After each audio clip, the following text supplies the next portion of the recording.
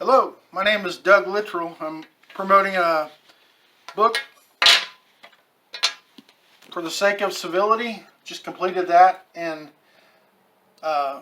2019. Got delivery on those this month. This is October of 2019. Wrote this during 2018 and 2019. During 2017, I worked on this, what I call a new periodic table. This table is set up so that its explanations are those without negative charge, as if negative charge doesn't exist. When you have no negative charge, like the standard model of the atom has, which says that nuclei have protons and neutrons in them, but it's the number of protons that determines what the element is. Every time you gain another proton, you get more. The protons are said to have positive charge. The neutrons are neutrally charged. The electrons that orbit around the nuclei are said to have negative charge. And then there's a positive-negative relationship between the positrons, or the protons in the nucleus and the electrons in the that orbit in the shells. And so that's not how this system works. This system, I've been working on it for at least 26,000 hours over the past 13 years, probably more like 30,000 hours. This system started off with 6 digits when I did in 2007 and 2008, the fall of 2007, the spring of 2008.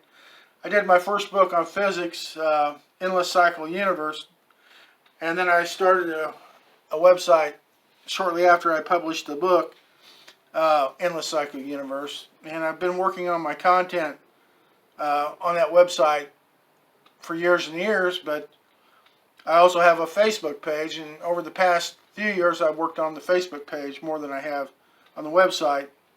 And now I'm revamping the website to bring it up to date with what I've come, where this project has reached at this point. Because I've had the same premises, basic premises or fundamentals from the beginning, which I can read those here, and this is what it's all based on. Those haven't changed.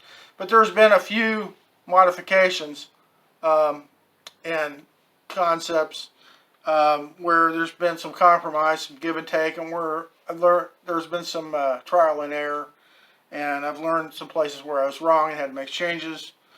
But anyway, the fundamentals of this is a materialist. On the chart it says materialist, naturalist, periodic table, and in this system, everything has mass. In the system is presently accepted, the standard model of the atom, not only is there negative charge, but there are some things that are thought to not have mass, like radio waves. They're waves, but they don't have mass. Like photons in visible light, which in my system, those are single photons, the digits of the universe, and they're the middle range charged photons. That's why they're ambivalent. And they are left over after all the composites form. Out of charge contrast causes attraction. Higher positives relative to other higher positives causes more repel. Middle charged photons relative to each other have mild repel. Anyway, it's the low charged and the uncharged relative to the higher charge that makes the center units in these electrons, well, in protons and neutrons. Electrons and positrons, they don't gather the same particles surrounding them that the protons and neutrons gather around there. There's a reason for all of that, but I can't go into all of it now. Let me just go ahead and explain. Now, this is the 13 particle system, photon digit system, where everything has mass. The black represents the uncharged, the dark blue, the lowest charge. They behave similarly. Then the blue after that, which is similar but a little bit higher charge. Therefore, you're starting to have a little bit of repel or ambivalence at that level. And then the white is the highest charge. The pink is next to that in charge. The red, then the red-orange. The white makes a center unit inside neutrons. In this system, when you look at tritium, the behavior of tritium is radioactive. You see that there's one proton and two neutrons. These neutrons are not being separated by the protons. In this system, there are wedged protons that, when these nucleons come together during nucleosynthesis, the neutrons are attracted the most, and their surfaces have repelling mid-range photons on them. They're a little higher charged on the neutrons, and the interiors of the neutrons have more uncharged and lower charged photons in them, and those are attracted to the surface. They're not only attracted to the high positives, they're attracted to the mid positives that are on the surfaces covering these over. But these are center units, you might call them, inside protons and neutrons. There's around in the neutrons, this system, the neutron is higher charged. It has the white photon covered by blacks, many blacks, and then there's mid-charged like yellow and yellow-green covering those over. The ones that can arrive there and do that, they don't get enough, by the way, but we won't go into that yet. The protons have the pink, the second highest charge. They get covered by low charge, maybe a few uncharged photons, and then middle charged photons that have mutual repel, and they finish these off. These are the center units inside protons and neutrons.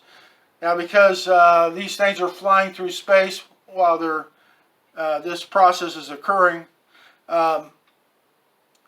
this all happens by certain ones having more attraction than others, and then the ones that do are followed by the ones that are chasing them down to attach.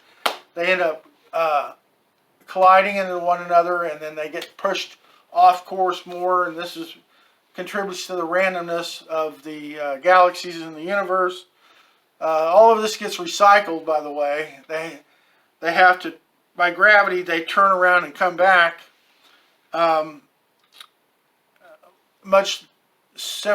Very similarly to the way a comet orbiting the sun reaches its aphelion, the farthest distance from the sun. Then it slows as it reaches that, and it turns back.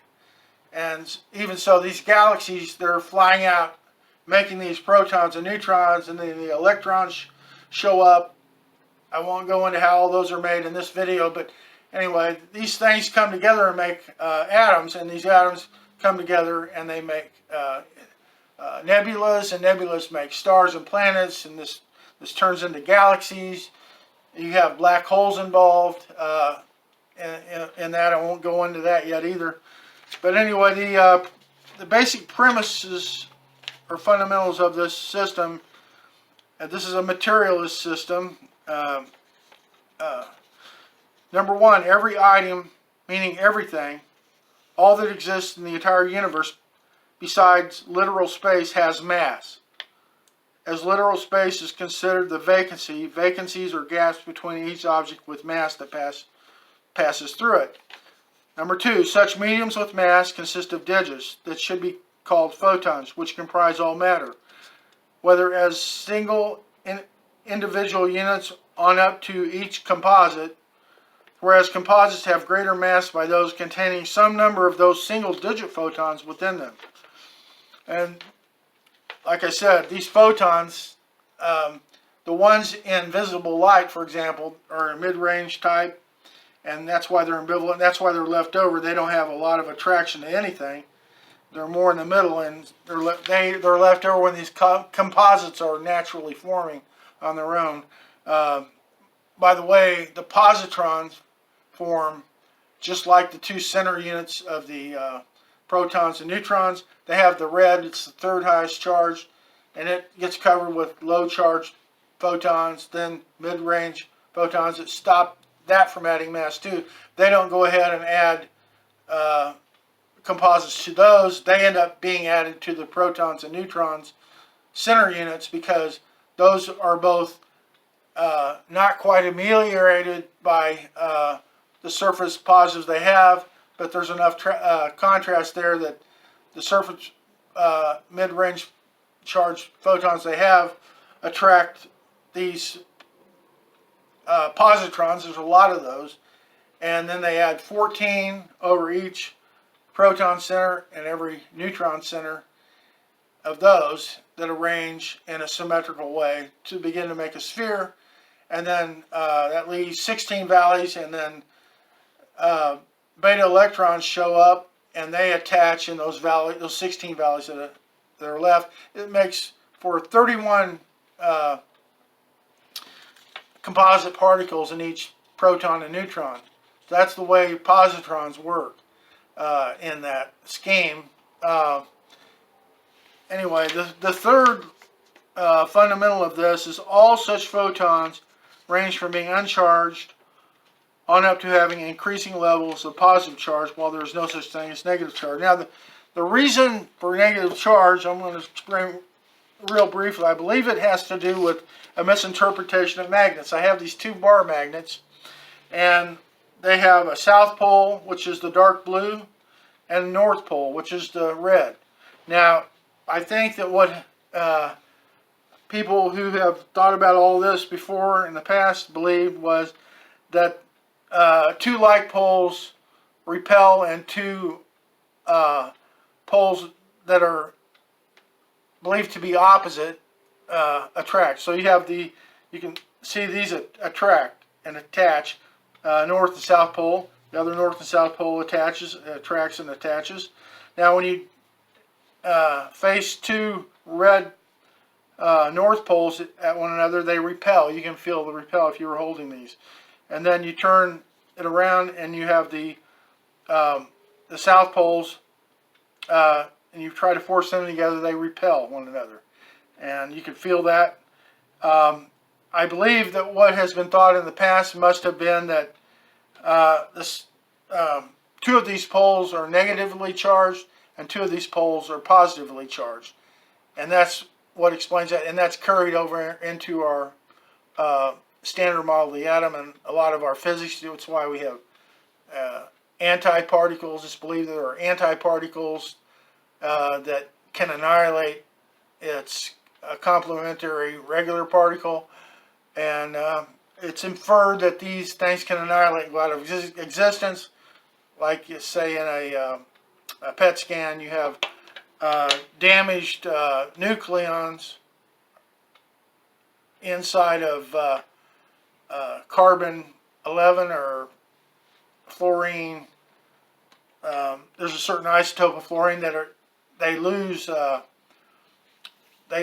particles by a cyclotron bombarding them with protons, and this is done with the magnetic field in the cyclotron and also with the electric current assisting in that process. But these are in PET scans, and then you have inside the body these damaged nuclei of fluorine or whatever they choose to use. They start sending off these positrons, and they run into electrons in the body. And what's actually happens when they break apart is they don't annihilate. They do break apart, but their constituents are eternal, and they will reconstitute into something else later.